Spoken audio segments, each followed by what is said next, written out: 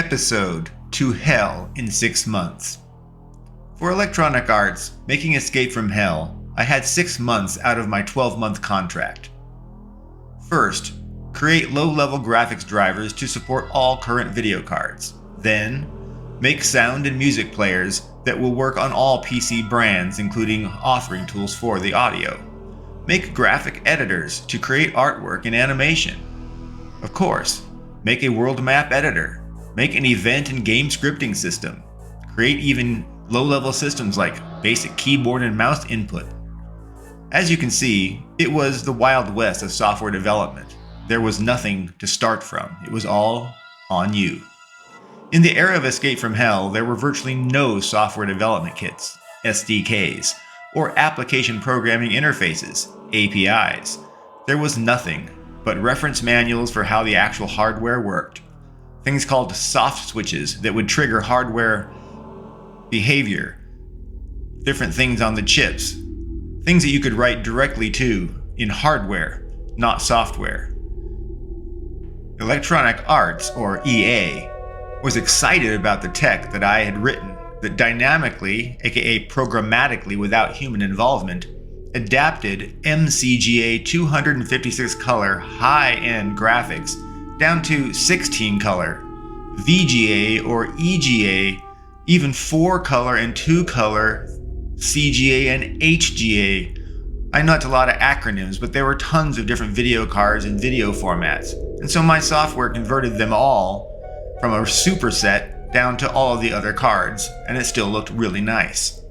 They asked if other developers working with Electronic Arts could use my tech as a middleware in exchange just for recognition. I imagined that other developers would create something similar, and I did not think that I wrote anything so special, and so I agreed to have EA share my tech for free. I received credits in games like Keith the Thief, but not in other games that used my tech. It turned out receiving credit was only as good as the producer that was working on a product, if they decided to make it happen or not. I did not sign a contract for it, and I did own all the rights, so I could have done something, I'm sure, legally, but it seemed pointless. In the end, I did get recognition, like I said, for at least games like Keith the Thief, and I can feel good that I helped an entire generation of games within Electronic Arts look great for gamers. Bing Gordon was the vice president of marketing at the time, and Trip Hawkins was the president and founder of Electronic Arts. They both attended my creative design sessions. It was great to have Trip there. He was actually very creative and expressed his ideas succinctly, very clearly. Trip provided things like a double-sided just sheet of paper. It had tips on writing compelling stories. He would talk about the tenets of good game design and how every feature needed to have a hook, a challenge, and a reward. He came across as a surprisingly effeminate man, though, which for the era was even more unusual for an executive to be so openly effeminate. But it did not off-put anyone that I observed. I recall the executive producer, Dave Albert, informing me to specifically not comment on Trip's demeanor because he might appear effeminate, and that is sometimes controversial. In retrospect, I suppose the EP was just trying to say that I should not discriminate against the president if I was actually discriminatory. I was not, of course, and so his caution seemed very weird to me. Bing Gordon was crazy, even if creative. He talked about hell being full of railroad tracks like roller coasters, where kids were stuck on skateboards and rolled along human railways, as in railroads with humans as railway ties, until they would be struck or otherwise damaged by crossing trains or collisions. He had insane ideas about hell. But I worked with Bing both then and later on within Electronic Arts.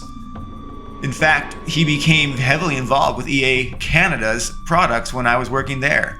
He continued not to be disappointing as well in his creative sides. At one meeting, he talked about beaming games to friends on playgrounds for a PlayStation Portable, and he mimicked space-like pew pew, vroom, veem, zoom, crazy sounds all around during his speech, which was kind of odd. At one point, he laid himself out on the 20-foot-long conference table and said it helps him think. The table was surrounded by 20 people at the time, and Bing was laying lengthwise across it. Yes, Bing was crazy.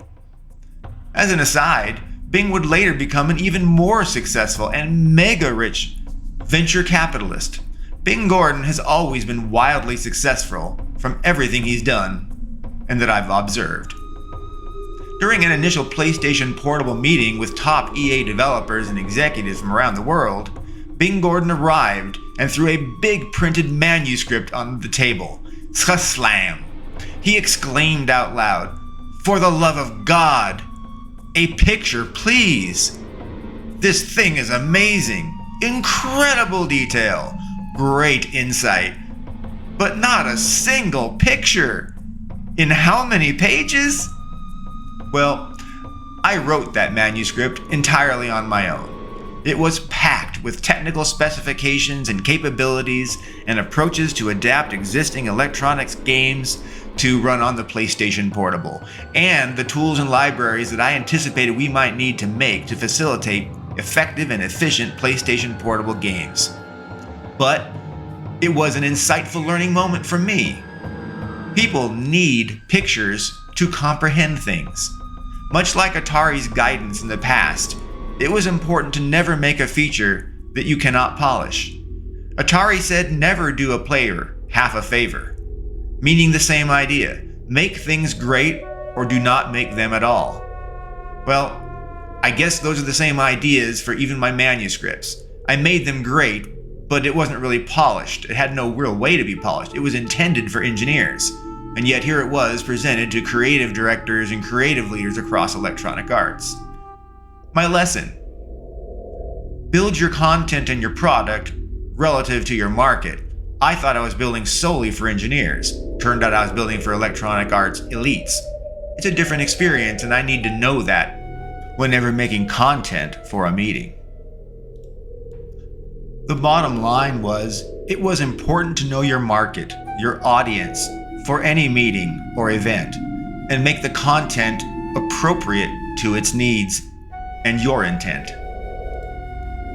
Back to Escape from Hell. Fast forwarding to its completion, in the second half of its 12 months of development duration, the game was done. The first 6 months phase of research and tool development phase had been finished, and now the second 6-month phase was also completed. The game could be released to the world. It was hell on earth. Escape from Hell was being sold at retail. And then it was not selling at retail in Germany.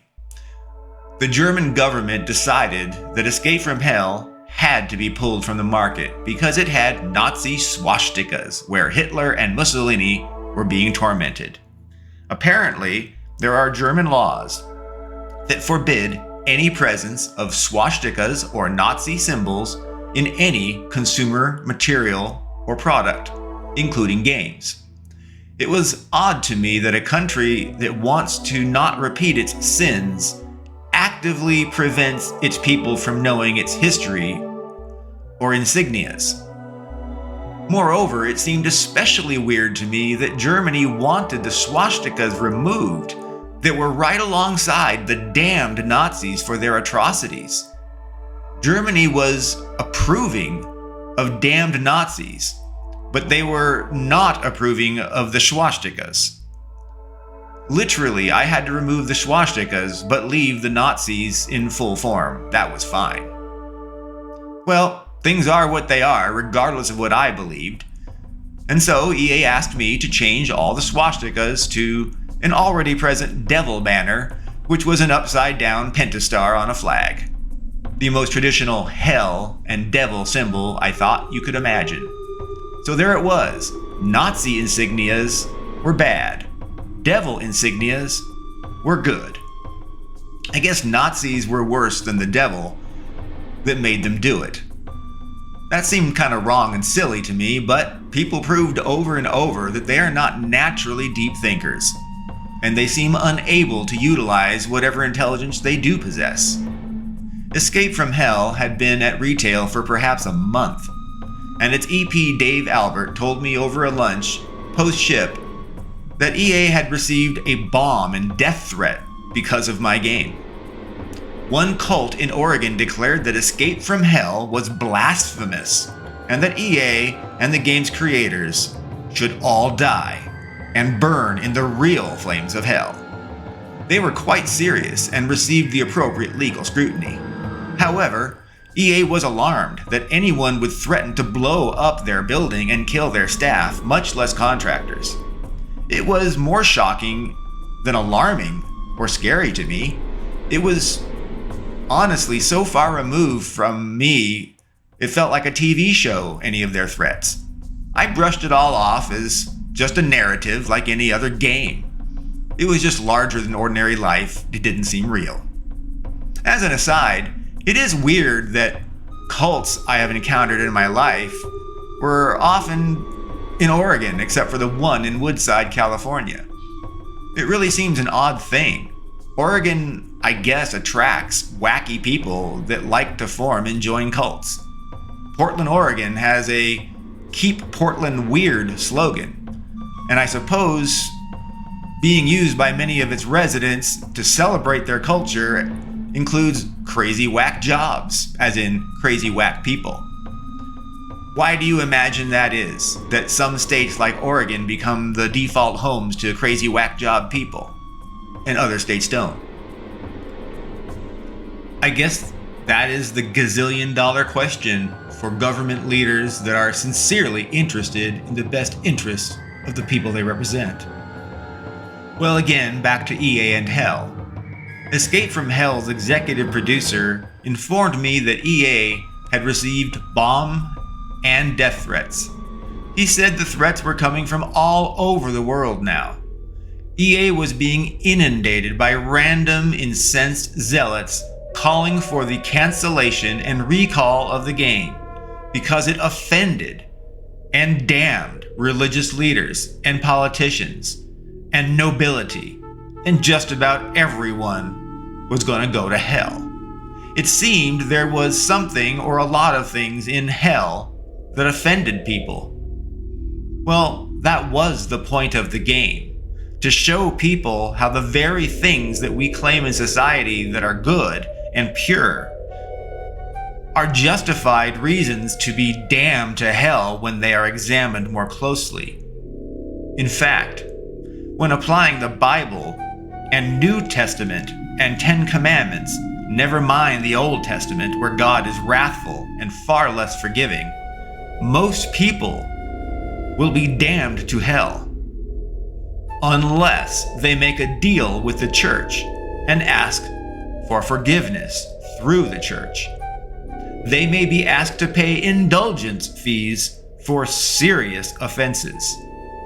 This practice has largely been unused in the last century, but it does still exist within the church.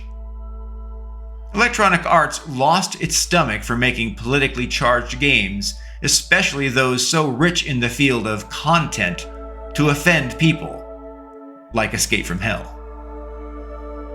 My executive producer told me that I had been labeled the Salman Rushdie of games within Electronic Arts because Salman Rushdie, as an author, had published a book called The Satanic Verses. Salman Rushdie had published that book, The Satanic Verses, in 1988. He said that he was inspired by the life of Muhammad. The book was said to represent a divide between Muslim and Western cultures. But things got so bad for Rushdie that in 1989, the Ayatollah Ruhollah Khomeini of Iran issued a fatwa, which meant Muslims should kill Rushdie on sight. The cultural conflict appeared rooted in the fundamental premise of whether people should be killed for their beliefs or statements or not. Muslims then argued yes. Westerners then argued no. So Westerners say no, Muslims say yes. Rushdie identified the issues and earned calls for his death because of his writing down and stating the things that offended many Muslims and the Iranian country leadership. And so, Escape from Hell, in the same way, offended people all over the world, and it was garnering hate on electronic arts and me, like Salman Rushdie from his Satanic Verses publication. Once again, I had no idea what I was supposed to do with all this information. I could only conclude that there was definitely not going to be a sequel to Hell. And I was famous or infamous for having created it. But I did not feel afraid or threatened myself. It was more exciting to me than concerning. I am glad to have had an impact, even if it was not the one that I was specifically looking for.